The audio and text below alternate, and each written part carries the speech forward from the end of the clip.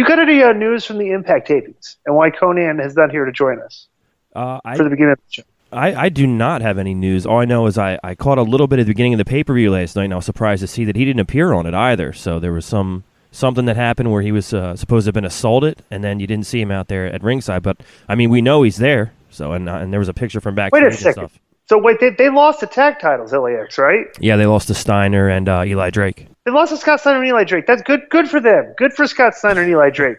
Because Scott Steiner said some very pointed things in the media conference call they had, and a lot of people would say it was insulting to Mexicans. There was a lot of pushback on that. Did you have any excerpts from the Scott Steiner media call? Yeah, I don't have the excerpts per se, but I was kind of involved in some Twitter arguments about it. It was basically, why are people... Who were you arguing with on Twitter? I was arguing with Sean Ross Sapp, actually. And, Sean Ross Sapp is one of these guys that seems to get easily offended.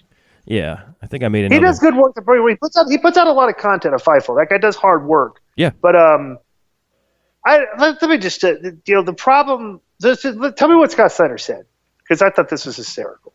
Well, it started, he said something like, how could people want Trump to build the wall and keep out the Mexicans? Because if that's the case, who's going to mow his lawn if there's no Mexicans? And that once they beat LAX, he's going to make Conan mow his lawn, that kind of thing. So, Wait, so they won, right? They did win, yes. Okay, well, are they going to be shooting a vignette where Conan is mowing Scott Steiner's lawn? And if they do shoot that vignette, then I think it would definitely lend proof to my theory that Conan never actually underwent hip replacement surgery. That was all a hoax. Well, I'm not trying to monetize it. I don't think it was an official stipulation. I think it was just a comment Scott made, but that would have been some interesting stuff, filming those vignettes. So Sean, and again, let me say, I read his stuff and enjoy him. I think he's a great journalist, great writer.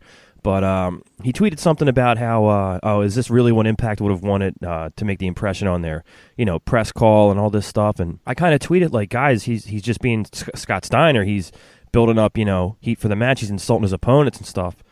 And it's just this new generation of fans are like, wait, you're allowed to insult your opponent and say disrespectful and racist things to build up heat for a match?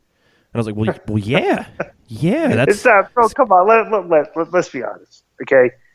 That you could, if you really honestly, see, that's the thing. These guys don't know Scott Steiner. They probably didn't grow up watching Scott Steiner. Scott Steiner comes from a different era where definitely people were not as politically correct as we're allegedly supposed to be now.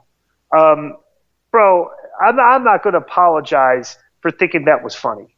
Right. Okay, and it's funny because, number one, you can't believe Scott Steiner would say something like that.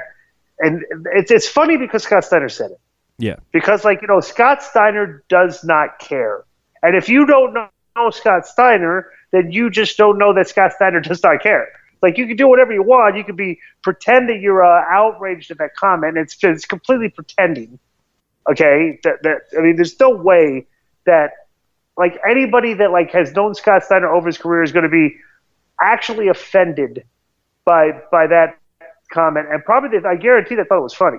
Yeah, and they're mad. They're mad at themselves for thinking that it was funny. And what I was trying to say was, they were kind of like, well, he's calling Hogan a racist on the conference call, but he's a race. I'm like, wait a minute, Scott Steiner is not a racist. Big Papa Pump might be a racist, but he's I'm like, you guys. Well, not even Big Papa Pump is not a racist. And I know that this is the problem with these guys that they get outraged. They don't know they've never met these people. They're from the outside looking in. They listen to them as conference calls. They hear everything. They know absolutely nothing about these people. They've never met them. They've never had conversations with them. I'm just telling everybody that listen to that. And if you're pretending that you were outraged at what Scott Steiner said, Scott Steiner gets a pass for everything he says because that's what Scott Steiner does. He's a living gimmick. He's a living, breathing gimmick of a bully. Yeah. And he says whatever he wants. And everybody laughs at it because if you don't, you might make him mad. But it's not like you're in a position where you're uncomfortable around him or offended by him. You think it's funny. Yeah.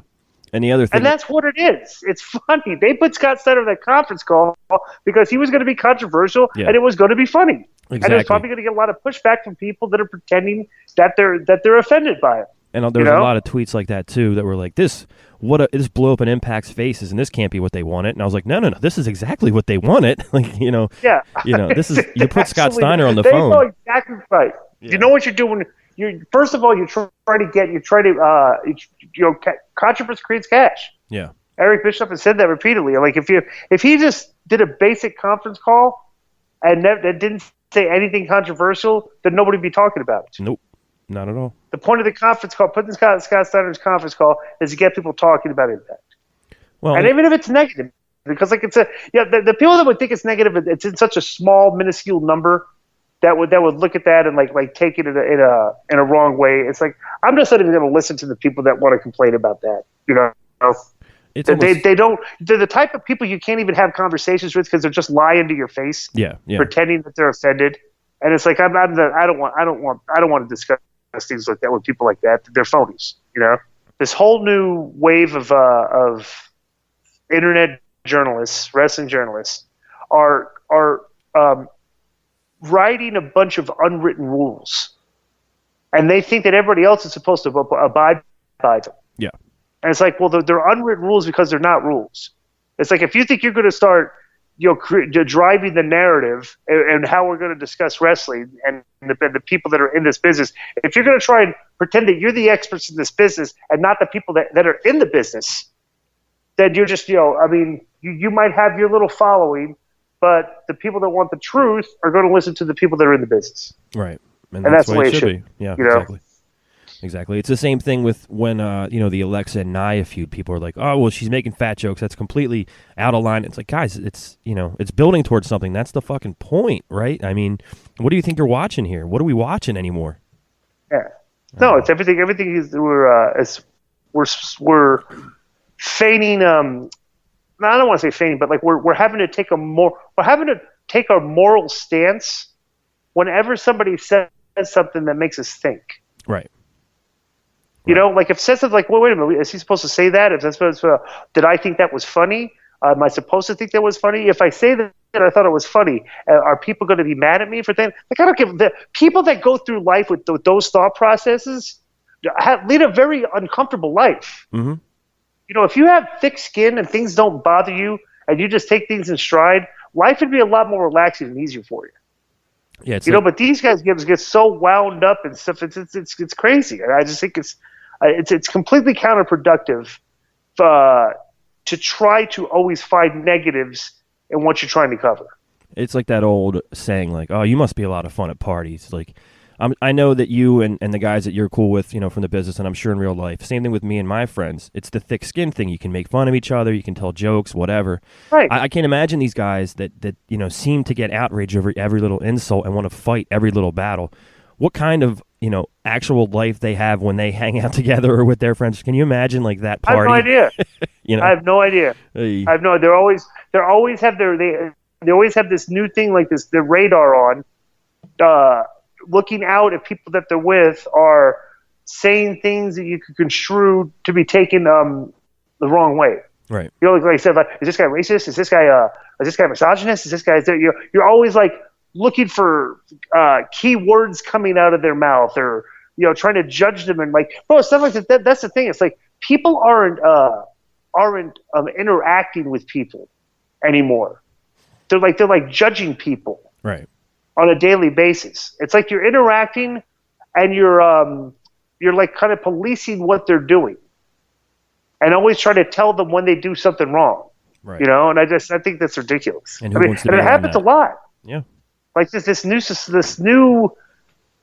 thing that it's Hughesy. Hello. Thing that's going on with the millennials and everything. They're bringing this attitude into the world, and it's not good. No. Because I remember like life was a lot stress-free when people weren't as politically correct. When you could laugh a little bit more without, looking over your shoulder. Comedians are scared to death to go on to college campuses. What does that tell you? They don't want to go. They don't want to go perform in front of the young people of America because they're worried that these people will get offended by them. Well, Conan and I have talked about All in the Family on the show before, and when you look back at those comedians that you guys knew in the 80s and stuff, and I caught in the late 80s, or when I was like a George Carlin or Pryor or Eddie Murphy when he, was a stand-up. And can you imagine those guys attempting to do their stuff, in today's environment? No impossible. Way. No way. And it's like, and I'm not going to apologize for thinking that stuff was funny back in the day. No, but people make you think they're like, I can't believe you laughed at that stuff. That's what this new generation of people are trying to make us think. Mm-hmm. It's crazy. Sanitizing comedy, and it's what's funny about that. But